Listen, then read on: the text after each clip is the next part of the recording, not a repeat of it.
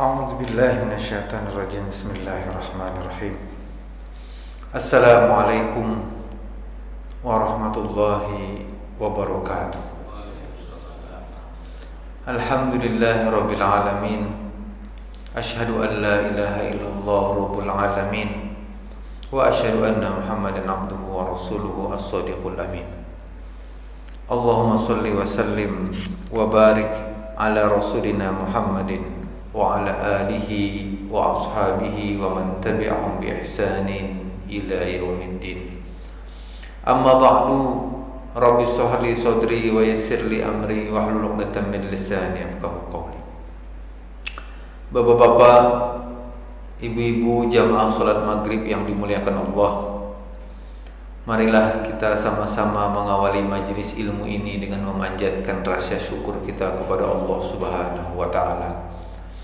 Karena dengan syukur kita kepada Allah Subhanahu wa taala, Allah menambah nikmat yang kita peroleh. Baik itu nikmat berupa kesehatan, baik itu nikmat berupa rezeki yang halal, baik itu nikmat berupa kekuatan, nikmat-nikmat baik nikmat zahiriyah, nikmat yang tampak, maupun nikmat batiniyah, yang nikmat yang tidak tampak. Dan kita berdoa kepada Allah Subhanahu wa ta'ala, semoga Allah memasukkan kita ke dalam golongan hamba-hambanya yang pandai bersyukur. Amin ya rabbal alamin. Karena Nabi Muhammad SAW pernah berkata, afala akuna amdan syakura, bukankah aku ini ingin menjadi hamba yang bersyukur? Karena disebutkan di dalam Al-Quran, qalilun min ibadiyasy syakur, hanya sedikit dari hamba-hambaku yang pandai bersyukur. Semoga Allah juga menambah nikmat kita dan memantapkan hidayah di dalam jiwa kita dan memasukkan kita ke dalam golongan hamba-hambanya ke dalam surganya. Amin ya rabbal alamin. Bapak dan ibu sekalian yang dirahmati Allah, alhamdulillah ternyata kita membuka lagi kajian Pak. Setelah beberapa lama Pak, ada 5 bulan, 6 bulan ya, sampai hari raya haji Pak. Ulun bersyukur, namun juga ulun tadi di grup Hilal Al-Katir ini ada satu video di salah satu masjid yang 3M, makan. Jadi dapat masjid, dari di masjid itu dapat makan. Jadi 3 kali sehari makannya. Jadi bisa jadi pengurus masjid ini mungkin mencontoh, karena ada di grup itu. Mudah-mudahan jamaah kita bertambah banyak, dan kita doakan pengurus-pengurus masjid kita diberi Allah kesehatan, keberkahan dalam hidupnya, dan semoga Allah memberikan kepada mereka rezeki yang halal dan ilmu yang bermanfaat. Amin ya rabbal alamin. Pada kesempatan kali ini, seperti biasa, kita sirah sahabiyah, yaitu sirah tentang sahabat-sahabat daripada Nabi kita Muhammad SAW. Yang selanjutnya adalah Thabit bin Qais. Mungkin jarang terdengar namanya Thabit bin Qais. Ada yang juga yang terkenal namanya Zaid bin Sabit, tapi bukan dia. Ini Thabit bin Qais. Dia orang Mekkah kah orang Madinah? Dia adalah orang Madinah. Disebutkan dia memiliki gelar Khatibul Ansar, artinya adalah juru bicara orang-orang Ansar. Jadi kalau kita disebutkan juru bicara, itulah tertata bahasanya, sopan santun katanya, tersampaikan maksudnya. Ada orang yang tersampaikan maksudnya tapi tidak memiliki kata-kata yang sopan. Ada orang yang memiliki kata-kata yang sopan santun tapi belum tentu sampai ke tujuan. Jadi rata-rata orang yang disebutkan di dalam bahasa Arab itu al-balagh, artinya dia tersampaikan maksudnya, kefasihan lisannya, dan dengan tutur kata yang sopan. Nah, siapa namanya? Sabit bin Qais ini terkenal juga Khatibul Ansar, juga terkenal di dalam Sahih Bukhari dengan sebutan Khatibu Rasulillah sallallahu. Dia menjadi juru bicaranya Rasulullah sallallahu alaihi wasallam. Jadi satu ketika Musailamah Al-Kadzdzab ini adalah yang mengaku nabi. Pernah bertemu dengan Nabi Muhammad sallallahu alaihi wasallam. Jadi Musailamah sendiri pernah bertemu. Jadi antara nabi asli dengan nabi palsu pernah bertemu. Musailamah minta bagian. Kata Musailamah, setidaknya aku ada bagian daripada urusan agamanya. Kata Nabi Muhammad, bicaralah dengan Sabit bin Qais. Saat itu Sabit bin Qais bicara dengan Musailamah Al-Kadzdzab sebagai juru bicara Rasulullah SAW. Jadi kalau ada utusan juru bicara mereka dari Islam, Sabit bin Qais. Kalau kita ini, kalau pengentenan mungkin pernah pengentenan Betawi Pak. Jadi kalau ada pasangan pengantin prianya datang ke pengantin wanitanya, maka ada juru bicara pantun daripada pengantin laki-laki dan pantun. Kalau dalam Minang juga begitu, saling adu pantun juru bicaranya satu sama lain. Lungkar tahu di Banjar ada juga tradisi itu lungkar. Bapak dan Ibu sekalian yang dirahmati Allah. Di sini diceritakan di dalam Syiaru A'lamin Nubala. Cerita yang pertama. Disebutkan satu ketika Rasulullah SAW datang ke Madinah. Lalu berkatalah Sabit bin Qais kepada Rasulullah di depan orang-orang. Lalu dia berkata, "Namna'uka mimma namna'u minhu anfusana wa aulada. Famalana." Kalau sekiranya kami ini menolongmu, membelamu dengan jiwa kami dan anak-anak kami, famalana, maka untuk kami itu apa balasannya? Lalu kata Rasulullah sallallahu alaihi wasallam, al-jannah. Kata Rasulullah, surga balasannya. Faqalu, maka semua orang yang hadir saat itu berkata, radina, kami rela. Jadi juru bicara Ansor bicara kepada Rasulullah. Tapi mereka diberi balasan, diberi ungkapan oleh Rasulullah bahwa balasan orang yang menolongnya dan membelanya adalah surga. Bisa dibayangkan enggak Pak? Pian pernah berkata kepada seseorang, aku berutang lo nikah. Lalu janjinya, amu nikah kada kau bayar bang apa? Pernahkah pian berkata surga? Kada mungkin pian berkata begitu. Atau jika aku membantumu, apa balasannya? Surga. Makan itu surga. Orang-orang kita dulu gitu. Tapi kalau Rasulullah SAW bicara, kalau kita membela agama nih, apa balasannya? Surga. Begitu bersemangatnya. Coba bisa dibayangkan nggak Pak? Mereka berperang, mengorbankan hartanya, mengorbankan jiwanya demi tegaknya Islam nih, dengan ganjaran surga. Begitu yakin dia dengan surga. Kita nih perasa ulun aja pang lah, yakin setengah yakin lawan surga itu. Padahal sahabat Nabi itu, wahai Nabi, kalau aku berperang ganjarnya apa? Surga, kata saya. Wahai Nabi, aku mencium bahkan bau surga. Nih ulun minta maaf dengan pian nih. Pian datang ke masjid nih, pengen minta balasan apa Pak? Diampuni dosanya. Ya jelas-jelas tujuan akhirnya masuk surga kan Pak? Iya kan? Pengennya tuh semua orang pengen masuk surga. Masalahnya manusia, setahu ulun, dia setengah yakin akan surga. Itulah membedakan kita dengan sahabat Nabi. Kita hendak ke masjid, berpikirnya masjid aja, berpikirnya sholat aja. Tapi berpikirlah bahwa ganjaran orang ke masjid itu adalah surga. Ganjaran suami yang baik adalah surga. Ganjaran istri yang baik adalah surga. Ganjaran pengurus masjid yang baik adalah surga. Ganjaran orang yang duduk di majelis ilmu adalah surga. Ganjaran bagi orang yang menyampaikan ilmu juga surga. Apa lagi?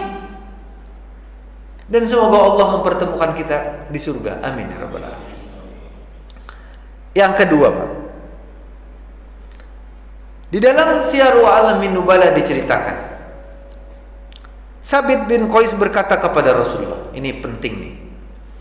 Ya Rasulullah, wahai Rasulullah, inni akhsha an akuna qad halaktu. Aku takut nih, wahai Rasulullah, aku menjadi hancur. Apa? Yanhanallahu an nuhibba an nuhmada bima la naf'ul. Kita ini dilarang oleh Allah untuk menyukai sesuatu yang menjadi pujian untuk kita, padahal kita tidak melakukannya. Kita senang akan pujian. Di sini adakah angka 7 dipuji? Pasti pengen ke-7 dipuji. Apalagi di ambung orang, sampai ke atas atap tuh, tambus atapnya. Lalu apa? Wa ajidu ni ahabbul hamd. Allah melarang manusia untuk mencintai pujian, sesuatu yang tidak dia lakukan, tapi aku menyenangi pujian itu. Jangan-jangan aku hancur gara-gara itu. Lalu kata Sabit bin Qais, wa yanhanallahu 'anil khuyala wa inni mru'un ahabbul jamal. Allah melarang kita untuk bersikap sombong. Namun sesungguhnya aku ini menyukai sesuatu yang indah. Maksudnya, jangan-jangan kalau dia berpakai bagus membuat dia sombong. Jangan-jangan kalau misalkan dia pakai sendal yang baru takut sombong. Kalau dia pakai sepeda motor yang baru takut sombong. Macam-macam takut sombong.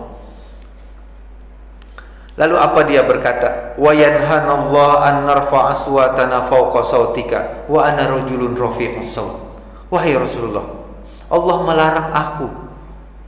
melarang kami untuk mengangkat suara kami di atas suaramu, wahai Rasul. Akan tetapi aku sering mengangkat suaraku di depanmu, wahai Rasul. Faqala, maka Rasulullah pun berkata, ya Sabit, wahai Sabit, amma tardo, apakah kamu tidak ingin anta'isha hamidan, menginginkan hidup dalam keadaan terpuji, wa tuqtalu syahidan, dan kamu mati dalam keadaan syahid, wa tadkhulul jannah, dan kamu masuk surga?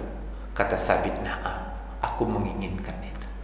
Bapak dan Ibu sekalian yang dirahmati Allah, ingin ulun bahas tentang kenapa Sabit bin Qais ketujuh dipuji tapi tidak ingin dihancurkan dengan pujian.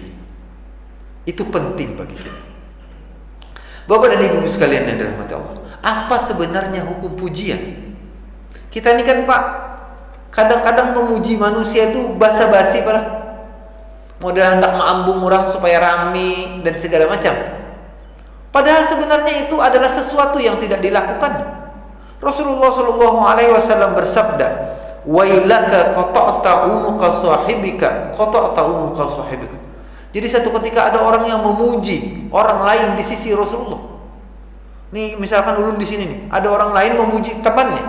Apa kata Rasulullah? Wailaka, celaka kau. Qata'ta unuqa sahibik, kamu telah memenggal leher sahabatmu. Dan Rasulullah mengucapkan lagi, qata'ta unuqa sahibik, engkau telah sahibik, kamu telah memotong leher saudaramu sendiri. Bayangkan Bapak, ternyata pujian yang tidak dilakukan oleh seseorang adalah sebenarnya bagaikan kita memenggal kepala leher saudara kita. Maksudnya apa? Karena bisa jadi saudara kita itu akan hancur niatnya. Kasih contoh sederhana, mapianlah rajin ke masjid. Nah, top. Bisa jadi dengan pujian itu dia hancur niatnya.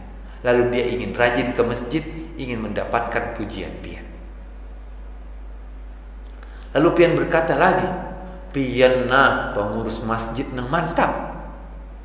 lalu mungkin saja akan hancur niatnya untuk menjadi pengurus masjid dengan ikhlas.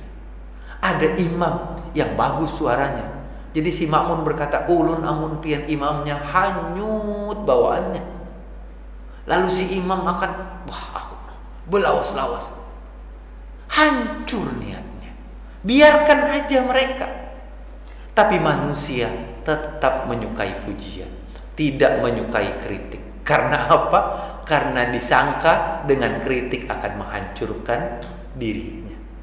Coba kan susah-susah pian. Imam tuntung selesai imam dikritik, lu minta maaf pian roknya pina kadang-kadang rok tadi. Pina nang pian bismillahirrahmanirrahim. Melalu manusia. Ya kalau Pak. Nah, Bapak dan Ibu sekalian, jadi ada Pak, ulun waktu itu khotib Idul Adha. Imamnya Pak, suara bagus, mantap. Ulun aja kada tahu bahwa sidin itu tersalah. Ulun kada tahu, dan ulun merasa bujur-bujur aja Pak, karena ulun lain ahli tajwid segala macam. Jadi tiba-tiba si anak nih lapor kepada ayahnya, bah, umbah ulun jadi imam tadi ada nang mengkritik ulun. Lalu abahnya, babang nak napa? Tenang bae, ulun akan berguru pulang. Moh. Jadi si anak nih pergi ke Banjar menghadap gurunya. Lalu dibacakan pulang. Bujurkah ulun nih guru? Apang ada orang Martapura mengkritik ulun? Yo, baca bang lagi kan? Baca. Bujur aja nak bujur aja. Ujian yang guru nang di Banjar. Jadi ulun ketujuh semangat nih anak nih. Umurnya kira-kira 17-18 tahun. Tapi semangat ketika dia dikritik, inya kada mau menyalahkan yang dikritiknya. Tapi inya berusaha, jangan-jangan bujur aku nang salah. Nah itu Pak.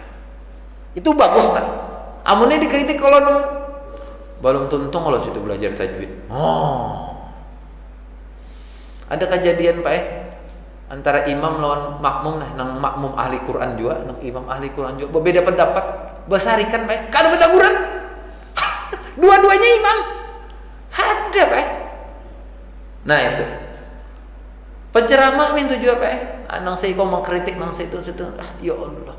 Sama-sama mendakwahkan kebaikan, saling mau kada betaguran, mengalihi Pak jadi manusia kayak itu. Ya Pak? Nih pengurus masjid nih. Dikritik. Mau kada betaguran, sama-sama di masjid, sama-sama mencari surga. Apa lagi? Nang dipikirkan pula. Nah, kayak itu tah. Nah, maka dari itu sebaiknya manusia dia dipuji, tidak tidak sombong, dan dia dikritik tidak tumbang. Nah, itu bagus Pak. Wajar aja dikritik. Ulun aja pernah dikritik di hadapan orang-orang Pak. Ulun tersalah membaca ayat nih. Dikritik pas orang pengentenan. Maju ulun sedang juga sih di nih.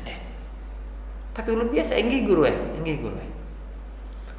Ulun kadang tak jual lah seharusnya sidin tu menarik ulun berduaan ta.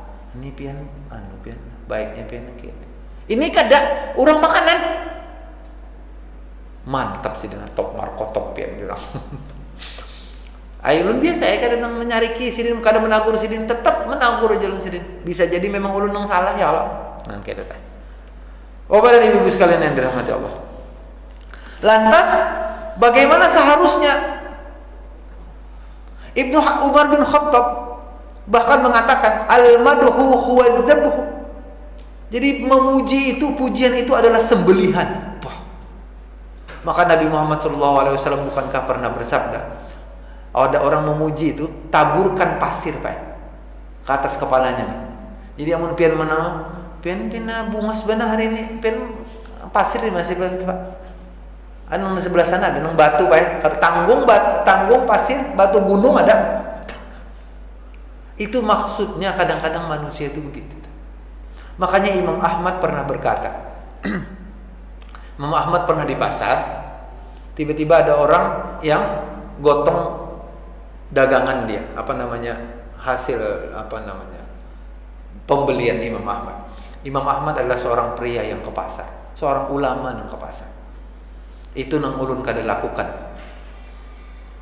Mungkin harus ulama-ulama tuh mencontoh Imam Ahmad. Nabi itu ke pasar, bini sidin di rumah, jadi sidin nang menungkan.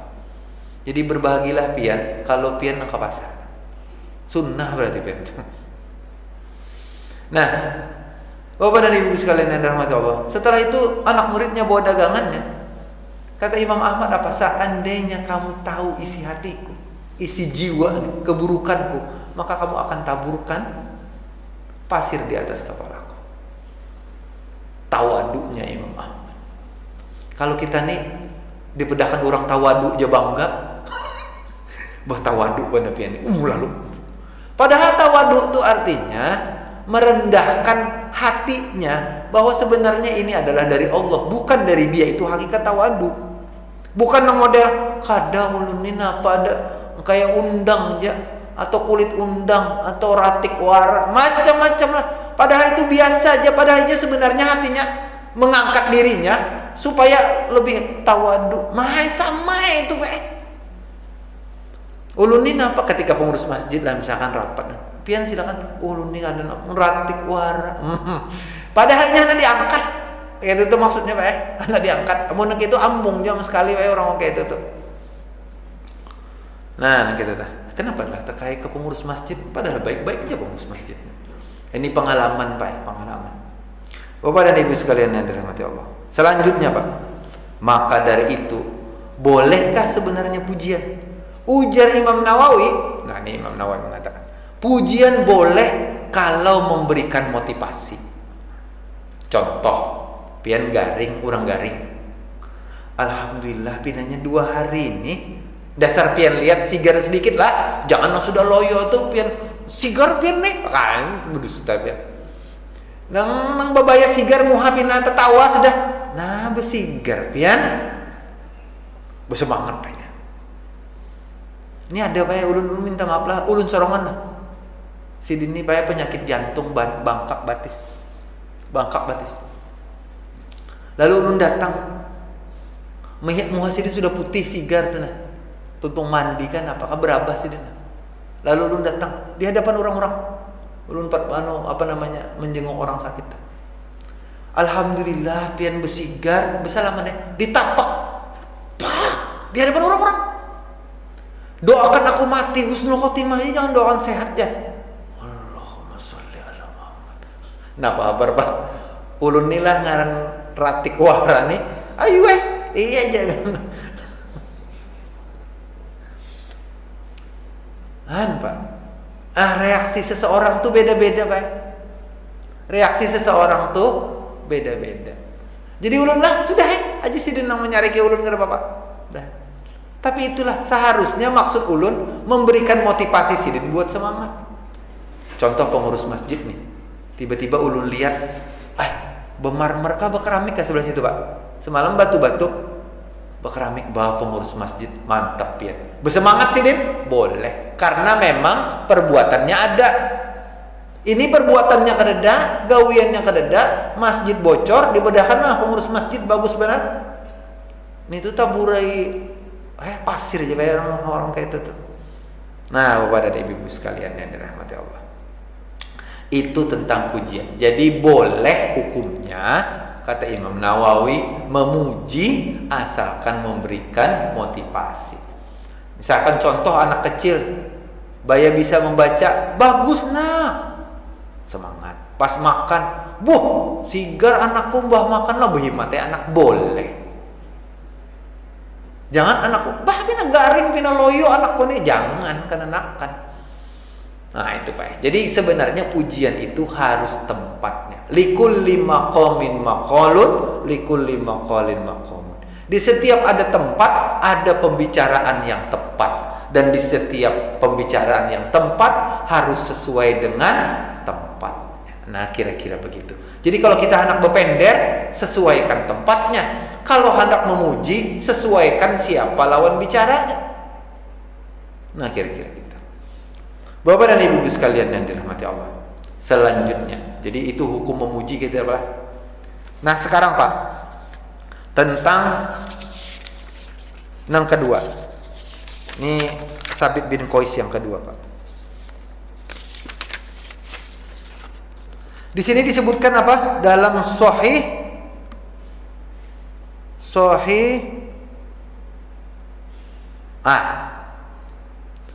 Muslim, Pak.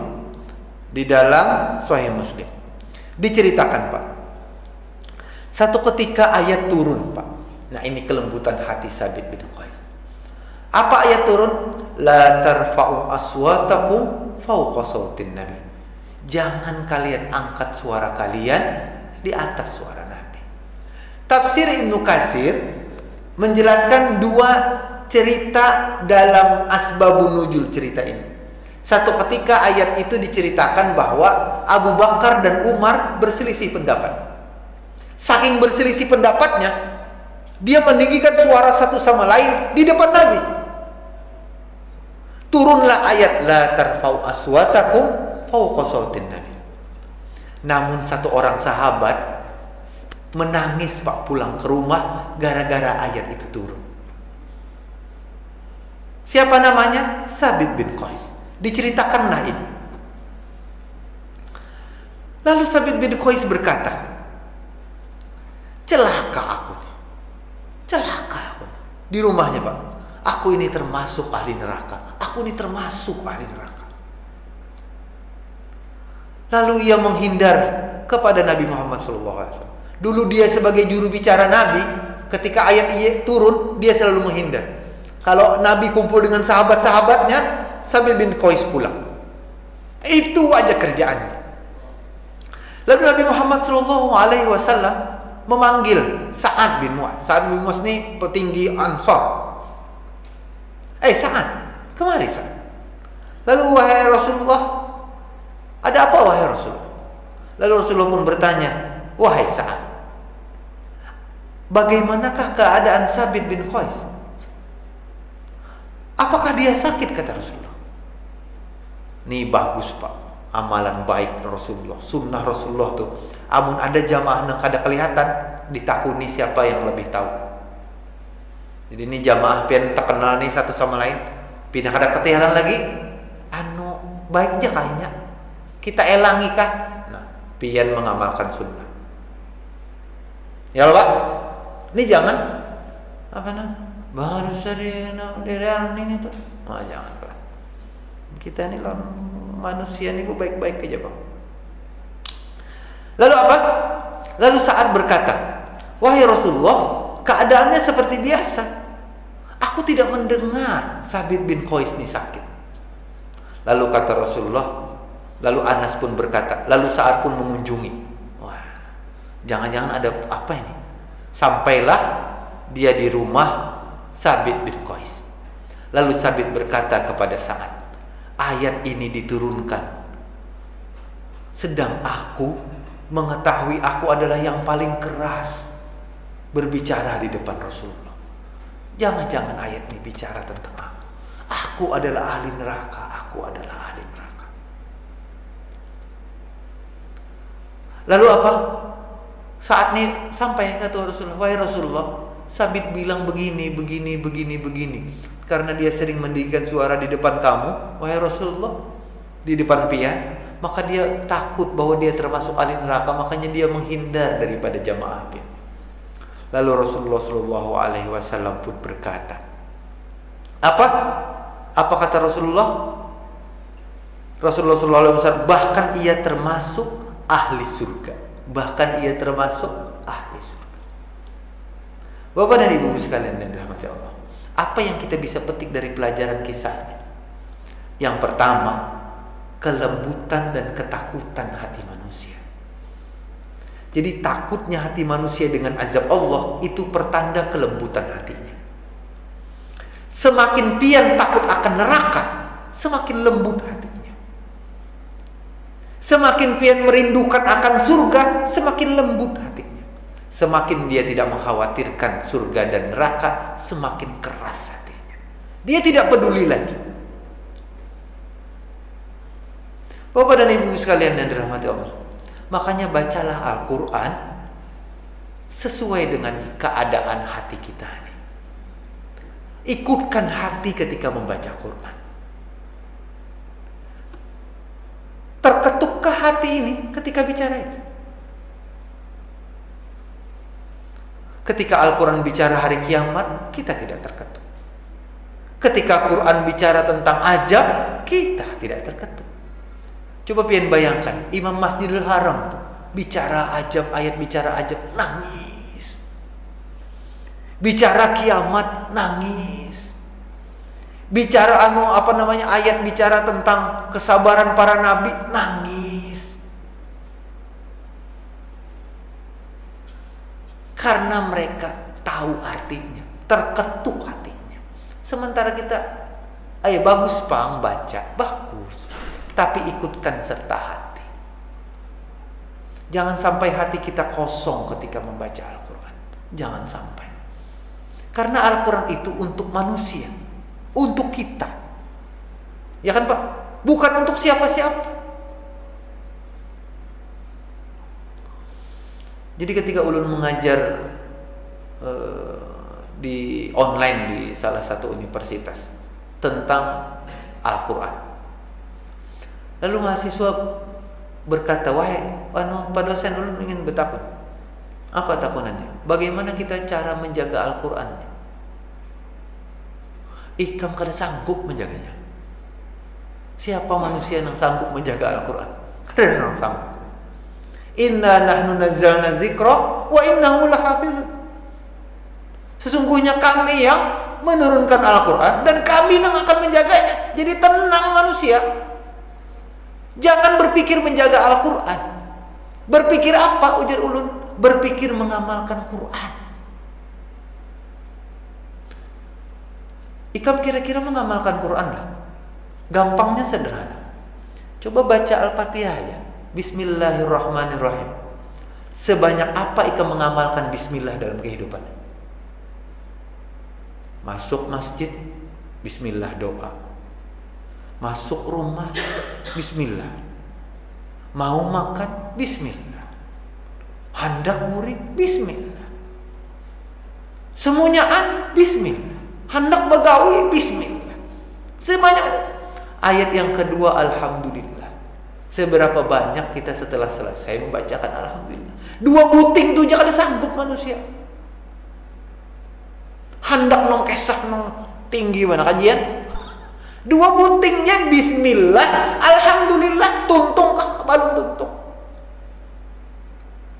Hendak mengawali majelis ilmu, bismillah. Tuntung majelis ilmu, alhamdulillah. Tuntung sebelum rapat, bismillah. Tuntung rapat, alhamdulillah.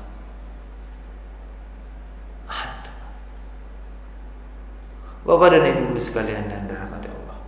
Maka dari itu, mulailah kalau membaca Al-Quran, hendaklah juga dibaca terjemahnya bagi yang tidak tahu artinya. Sehingga terketuk hati kita. Ulun tidak mempermasalahkan orang yang 1 hari 1 hatam Al-Quran. Kada masalah. Baguslah, bagus.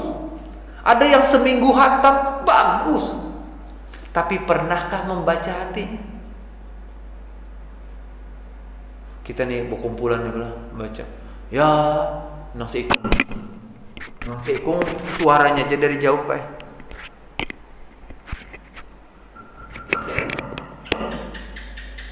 Nasi ikung ini kita baca, marilah kita sama-sama baca Yasin. Yasin di sana.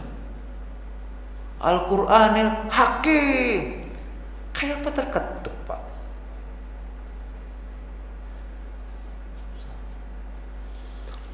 Ulun jangan memarahi murid ulun, Pak.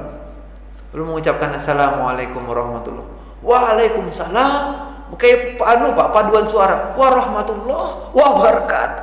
Ummah julun nih, aku nih mendoakan bubuhan ikan. Karena jadi uluan, Pak. Ya kan?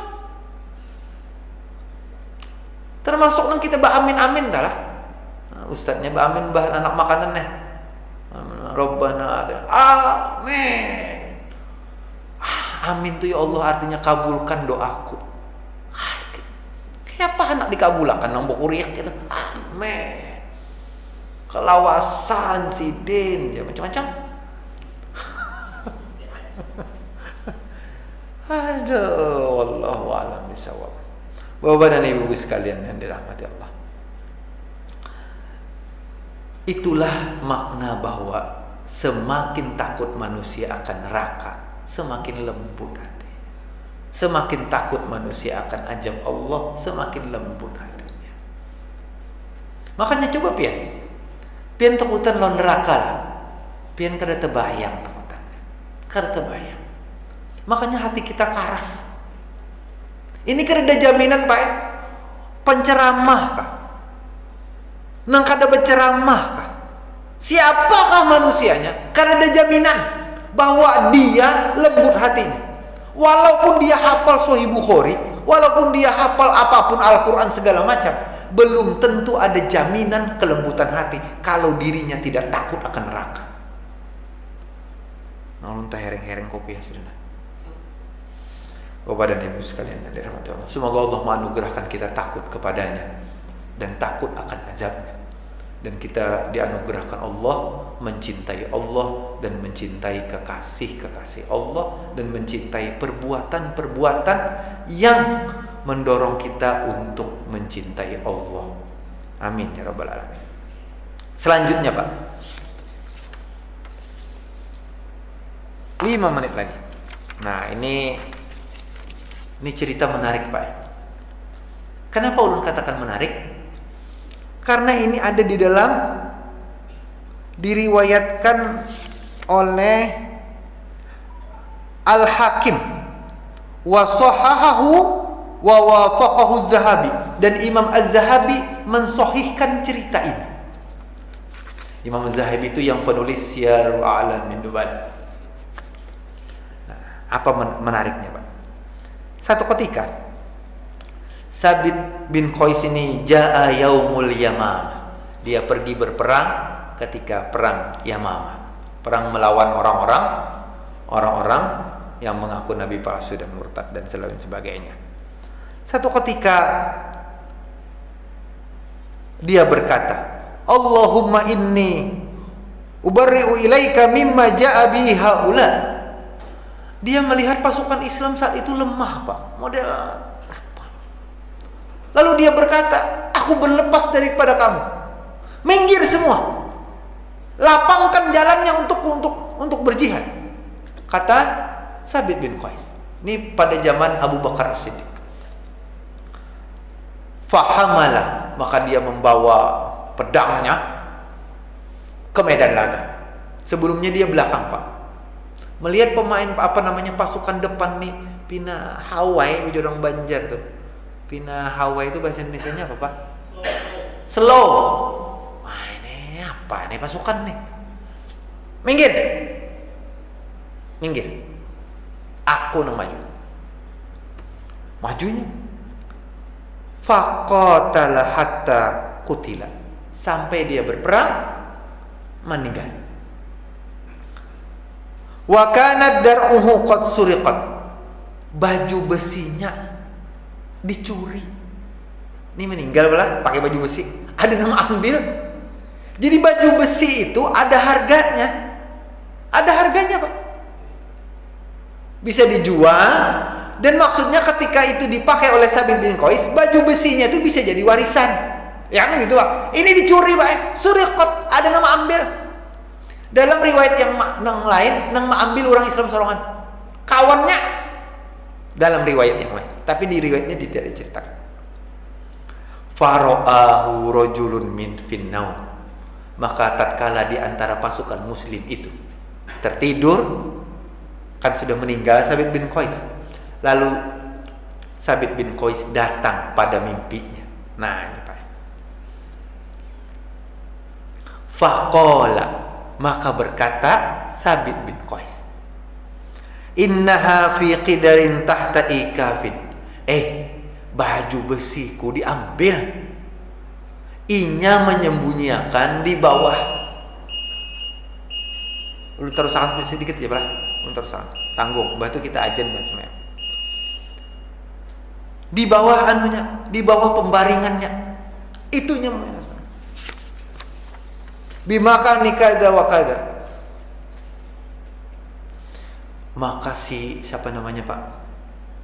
Sinang di mimpi ini berkata kepada sahabatnya, Sabit bin Qais malam tadi datang dalam mimpiku, bahwa baju besinya dicuri, disembunyikan oleh si Fulan di bawah tempat pembaringannya. Kayak apa? Maka mereka fanazoru, maka mereka berkumpul untuk melihat benarkah berita itu. Fawajadu, maka mereka menemukan baju besi ini. Ini ada di dalam riwayat hadis daripada Imam Al-Hakim, disahihkan oleh Imam Al-Hakim dan disahihkan juga oleh Imam Az-Zahabi. Cerita ini, pertanyaannya, bagaimana dengan hukum mimpi? Apakah mimpi bisa dijadikan bukti? Jelas tidak bisa. Tapi mimpi yang benar bisa jadi petunjuk. Bukankah wahyu itu juga salah satunya Nabi terima lewat mimpi? Kalau kita mendustakan mimpi, berarti kita termasuk juga mendustakan Al-Quran. Ya kan Pak? Ya. Buktinya apa Pak? Nabi Yusuf pernah bermimpi. Dia bermimpi apa? Bahwa ra'aitu ahada asyara kawkaban, ra'aituhum li sajidin. Ujar Nabi Yusuf, aku melihat 11 bintang bersujud kepada aku.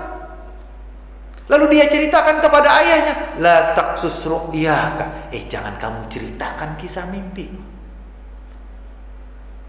Maka Nabi Yusuf punya mukjizat, salah satunya adalah penafsir mimpi. Namun, ini pernah ada catatan, kalau mimpi itu membawa syariat, maka tidak ada hukum mimpinya. Karena al-yauma akmaltu lakum dinakum wa atmamtu alaikum ni'mati wa raditu lakumul Islam. Al-Quran mengatakan, hari ini telah kusempurnakan agama. Maka tidak ada lagi syariat setelah. Jadi ada orang memimpi misalkan subuh 4 rakaat, maka ditolak. Paham maksudnya apa? Jadi kalau mimpi itu ada petunjuk, maka itu pun harus dibuktikan. Seperti para sahabat tadi membuktikan ke rumah orang tadi, maka pembuktiannya benar. Tapi kalau pembuktiannya salah, maka mimpinya salah. Jadi mimpi bukan bukti, tapi petunjuk. Ingat pelan. Lalu apa nggak? Ini berpender nih kita, tapi ini berdusta dalam mimpi itu. Jangan Pak, harus dibuktikan. Dan kedua, mimpi itu tidak membawa syariat. Misalkan contoh, ada orang bermimpi Nabi. Mimpi Nabi deh. Ujian Nabi, ini. Kalau itu membawa syariat, maka tolaklah. Yang Pak, tolaklah. Karena apa? Al-yauma akmaltu lakum dinakum wa atmamtu alaikum. Nah, kira-kira itu saja yang bisa ulun sampaikan. Mudah-mudahan bermanfaat. Semoga Allah memberkahi majelis ilmu kita. Amin ya rabbal alamin. Kita tutup baca kafaratul majlis. Subhanallahumma bihamdika asyhadu an la ilaha illa anta astaghfiruka wa atubu ilaik. Assalamualaikum warahmatullahi